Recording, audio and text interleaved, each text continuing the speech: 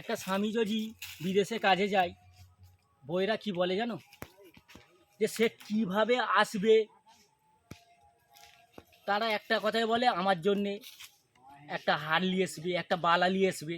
তো তারা একবারও বলেনি যে কেমন আছো, ভালো করে বিদেশ দিয়ে আসবে। তারা স্বামীর মুখ তাকায়নি। আমি সকলকে বলবো যে যে যার স্বামী বাইরে যায়, হ্যাঁ, একটু ভালোভাবে তাদের সঙ্গে ব্যবহার করবে। কারণ সে গেছে আপনাদের জন্য খাটতে। তো আপনারা কি বলছেন ফোন করে?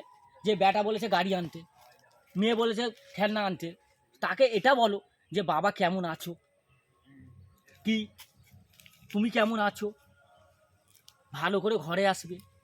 তা না বাড়ি দেখেন আসলে পারে বাইরে থেকে আসবার সময় হলে পারে কি বলবে? আমার জন্য সোনালি এসো, আমার জন্য আংটি করে নিয়ে এসো। সেটা না বলে তাকে বলবে ভালো করে যে বাড়ি যেমন বাইরে গেছো ভালোভাবে বাড়িতে আসো, আমার কিচ্ছু লাগবে না।